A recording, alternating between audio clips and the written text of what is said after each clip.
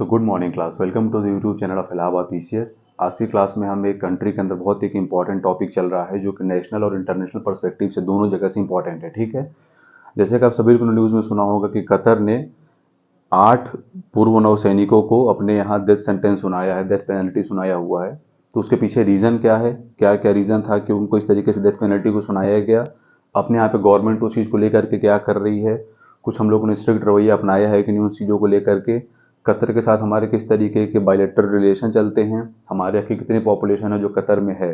इन सारी डिटेल्स को आज की क्लास में हम देखेंगे और समझेंगे कि क्या कोई चांसेस है कि इन 8 नौसैनिकों को हम लोग बचा करके वापस कतर से भारत ला सकते हैं कि नहीं। तो चलिए आज की क्लास को हम स्टार्ट करते हैं बिना देर किए हुए। तो चलिए देखिए आज की क्लास में क्या बताया गया है। आज का जो क्लास है अपना, वो कतर इंडिया के जो नेवी ऑफिसर्स हैं उनके लेकर के जो कॉन्फ्लिक्ट हुआ है उसको लेकर के आज की क्लास हमारी रहेगी। चलिए इसको स्टार्ट करते हैं। देखिए, अ कोर्ट इन कतर, एक लोकल कोर्ट है कतर में जिसकी कहाँ पे अनाउंस किया गया, दोहा में। ठीक है, कतर के अंदर एक सिटी है दोहा। तो a court in Qatar has announced a death penalty. क्या अनाउंस किया गया है? डेथ पेनल्टी अनाउंस किया गया। किसको? To the 8 former Indian navy officers. Bharat के 8 नेवी के जो पहले को मतलब इंडिया में जब वो थे तो रिटायर हो चुके थे, वो किसी ट्रेनिंग पर्पस के लिए गए हुए थे कतर में। तो उन लोगों को क्या अनाउंस किया गया है? डेथ पेनल्टी, उन लोगों को डेथ सेंटेंस अनाउंस किया गया। इसके पीछे इजराइल की अथॉरिटी ने रीजन क्या बताया, पहले उसको हम देखते हैं। देखिए, ये जैसे अनाउंस किया गया है कल 26 अक्टूबर को या 25 अक्टूबर को अनाउंस किया गया है, मोस्ट प्रोबेबल 26 अक्टूबर को अनाउंस किया गया है पनिशमेंट। लेकिन ये वहां पे कतर में कब से कैद किए गए हैं? अगस्त 2022 से। अगस्त 2022 से इनको वहाँ पे कैप्चर किया गया है। तो जिस समय उनको कैप्चर किया गया, जिस समय उनको वहाँ पे अरेस्ट किया गया था, तो स्टार्टिंग 1 महीने किसी को कोई खबर नहीं दी गई थी, ना ही अपने देश में किसी को भी और ना ही उनके फैमिली मेंबर से। तो जब 1 महीने तक उनको वहाँ पे अरेस्ट करके रखा गया था, तो उसके बाद के प्रोसेस में उनको उनकी फैमिली से कॉन्टेक्ट कराया गया। उसके बाद वो चीज़ फिर अपने कंट्री में पता चली कि हाँ हमारे 8 सोल्जर्स को वहाँ पे अरेस्ट करके रखा गया है। ठीक, तो वहाँ पे वो कब से हैं? वो अगस्त 2022 से वहाँ पे वो अरेस्ट हुए हैं। अब देखिए, जो मिनिस्टर ऑफ एक्सटर्नल अफेयर्स है अपने यहाँ इंडिया में, मिनिस्टर ऑफ एक्सटर्नल अफेयर है, वो क्या है? Contact in touch with their family.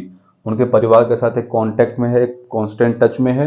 और हम लोग वेट कर रहे हैं डिटेल्ड जजमेंट का। ठीक है, हम लोग क्या वेट कर रहे हैं? डिटेल्ड जजमेंट का, ताकि अगर एक बार वो फाइनल पूरे तरीके से अगर आ जाए, जैसे कि अभी ने एक लोकल कोर्ट ने डिसीजन को दिया है, अगर फाइनल अथॉरिटी पूरी तरीके से आ गई कि हाँ उनके लिए कैपिटल पनिशमेंट अनाउंस कर दिया गया है, तो फिर आगे जो कुछ प्रोसेस होगा जो इंडिया कर सकता है उस चीज़ को इंडिया करेगा। इसमें किया क्या जा सकता है? इसमें पहली बात की direct head of the state जो भी हैं, जैसे अपने यहाँ से प्राइम मिनिस्टर और इजराइल से जो भी होंगे हेड ऑफ द स्टेट, उन दोनों लोग वो दोनों लोग आपस में एक बात करें, अपनी बायलेटरल रिलेशंस को एक दूसरे के सामने रखें। तीसरी चीज़ कि ये चीज़ करना जो कि कतर करने जा रहा है, जो कि इंस्टेंट, ये एक मतलब एक इमीडिएट एक फैसला था कि 8 लोगों को डेथ सेंटेंस सुनाएगा, डेथ पेनल्टी सुनाएगी। तो वो चीज़ अपने कंट्री के ऊपर क्या असर करेगा, या फिर जो अदर लोग जो पहले से कतर में हैं उनके ऊपर उसी से क्या असर होगा।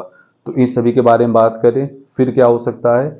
मिनिस्टर ऑफ एक्सटर्नल अफेयर्स जो है वो आईसीजे जा सकता है, इंटरनेशनल कोर्ट ऑफ जस्टिस। वहाँ पे जा करके इन चीज़ों को रखा जा सकता है। क्योंकि इंटरनेशनल कोर्ट ऑफ जस्टिस क्या करता है, जब भी किसी दो कंट्री के बीच में विवाद होता है या फिर किसी चीज़ को लेकर डिस्प्यूट होता है, तो उसमें इंटरनेशनल कोर्ट ऑफ जस्टिस क्या करेगा? इंटरवीन करेगा और जिधर से चीज़ों को ठीक पाएगा फिर उनके फेवर में क्या करेगा? अपने फैसले को सुनाएगा। तो हम लोग यहाँ पे क्या कर सकते हैं? हेड ऑफ द स्टेट आपस में बात कर सकते हैं, फिर हम इंटरनेशनल कोर्ट ऑफ जस्टिस को भी जा सकते हैं। मिनिस्टर ऑफ एक्सटर्नल अफेयर जब भी एकदम डिटेल जजमेंट हो जाएगा तो उसके बाद उस प्रोसेस को फॉलो किया जाएगा। फिर इसमें देखिए क्या बताया जा रहा है। कतर के अथॉरिटी ने क्या उसमें कंडेम किया है, क्या बताया है कि officers were allegedly accused of breaching sensitive secrets. Qatar की अथॉरिटी ने बताया कि कुछ सीक्रेट इन्फॉर्मेशन थे, कुछ सेंसिटिव इन्फॉर्मेशन थे, वो क्या वो कर रहे थे? उसको ब्रीच कर रहे थे, उसको किसी और को ट्रांसफर कर रहे थे। ऐसा किसने बताया? कतर की अथॉरिटी ने बताया है। अकॉर्डिंग टू कतर, कतर के हिसाब से क्या किया गया है, क्या वो लोग कर रहे थे? कुछ सीक्रेट इन्फॉर्मेशन क्या कर रहे थे? वो लोग ब्रीच कर रहे थे, किसी और को उसको पास ऑन कर रहे थे। ठीक है, अब देखिए, Qatar authority has claimed that they were working for Israel।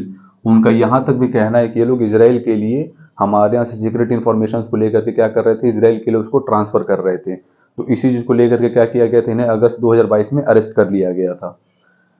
And were providing secret information to them. ठीक है, ये मतलब इन लोग का ये कहना था कि ये लोग एक तरीके से इसराइल के लिए काम कर रहे थे और जो कुछ भी हमारे पास वो सीक्रेट इन्फॉर्मेशन रहता था उसको किसको दे देते थे, इजराइल को दे देते थे। ठीक है, अब देखिए, this verdict can adversely effect relation of both the countries. जो भी हमारे बीच में रिलेशन है, किसके बीच में, इंडिया के बीच में और कतर के बीच में, जो भी रिलेशन हमारे यहाँ चलते हैं किस चीज को लेकर के चलते हैं, जैसे कि एनर्जी हो गया, ठीक है, पावर सेक्टर हो गया, इन्वेस्टमेंट हो गया, जो भी बिग इन्वेस्टमेंट एफडीआई जो होने वाले होते हैं इंडिया की तरफ से कतर में, तो ये सारी चीज़ें क्या होंगी, इन चीज़ों की वजह से हैम्पर होंगी। क्योंकि फिर दो कंट्रीज के बीच में जब इस तरीके से कॉन्फ्लिक्ट चलती है कि अचानक सब चीज़ें एक तरीके से नॉर्मल चल रही हो, और आप वहाँ पे 8 इंडियन सोल्जर्स को आप अरेस्ट करके रखे हो 1 साल से, आपने उसको बताया 1 महीने के बाद, और फिर अब अचानक आप अनाउंस कर दिए कि उन लोगों को क्या कर दिए गए, डेथ सेंटेंस सुना दी गई, डेथ पेनल्टी सुना दी गई।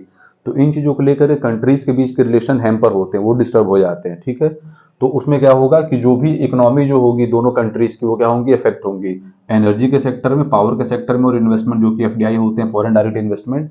तो मैक्सिमम तो क्या मतलब इंडिया ही सपोर्ट करता होगा। अगर कुछ एनर्जी सेक्टर को अगर छोड़ दिया जाए तो, क्योंकि इंडिया बहुत बड़ा कंट्री है, कतर है अपना काफ़ी छोटा कंट्री है, ठीक है, जिसकी पॉपुलेशन है मोस्टली 30 to 35 लाख, बस उससे ज़्यादा उसकी पॉपुलेशन भी नहीं है। उतनी पॉपुलेशन तो अपने इंडिया में नॉर्मल सिटीज़ की होती है, ठीक है, टीयर 2 सिटीज़ की होती है। अब देखिए, तो कतर ने क्या क्लेम किया था कि ये लोग इसराइल के लिए काम कर रहे थे, हमारे यहाँ सीक्रेट इन्फॉर्मेशन को क्या कर रहे थे, इसराइलियों को दे रहे थे।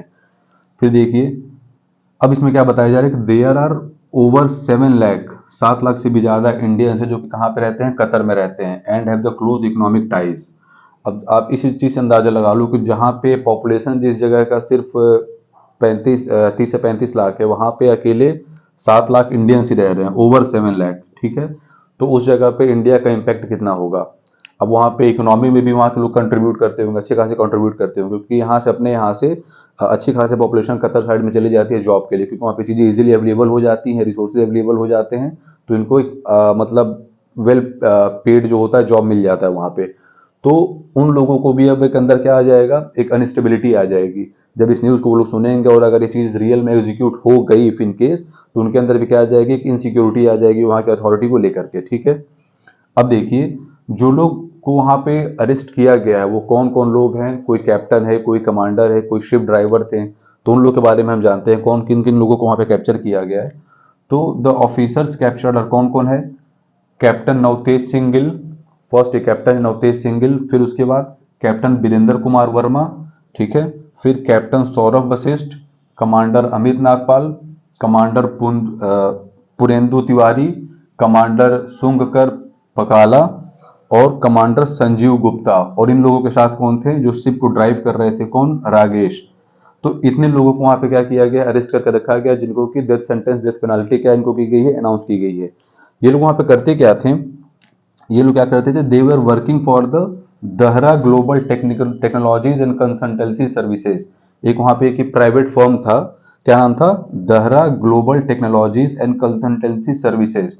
ये क्या था, एक प्राइवेट फर्म था जो कि ट्रेनिंग प्रोवाइड कराता था वहां की आर्म्ड फोर्सेज को। कहाँ के आर्म्ड फोर्सेज, जो कतर के आर्म्ड फोर्सेज को क्या करता था, ये कतर के आर्म्ड फोर्सेज को क्या करता था, ट्रेनिंग प्रोवाइड कराता था। ठीक है, तो इसमें ये लोग काम करते थे, और ये लोग क्या करते थे, वहां के आर्म्ड फोर्सेज को ट्रेन करते थे। ठीक, तो इनके ऊपर सीक्रेट इन्फॉर्मेशन के ब्रीचिंग को लेकर के कतर ने क्लेम किया है, और इन लोगों को क्या किया गया है, डेथ पेनल्टी के, डेथ सेंटेंस की इन लोगों को वर्डिक्ट फाइनल सुनाई गई है। तो अभी चूंकि एक लोकल कोर्ट ने डिसीजन दिया है, जब proper from a country as a whole चीजें आएंगी तो फिर इंडिया तुरंत उस चीज को लेकर के क्या करेगा, सीरियस रहेगा, टैकल। हालांकि सीरियस अभी से है, अभी से हम लोग सीरियस हैं, अपने कंट्रीज के बीच में बराबर कांस्टेंट बात चल रही है। जो फॉरेन डिप्लोमेट्स कतर में है इंडिया के, और जो इंडिया में है कतर के, उन लोगों के बीच में आपस बात चल रही है डायरेक्ट गवर्नमेंट से।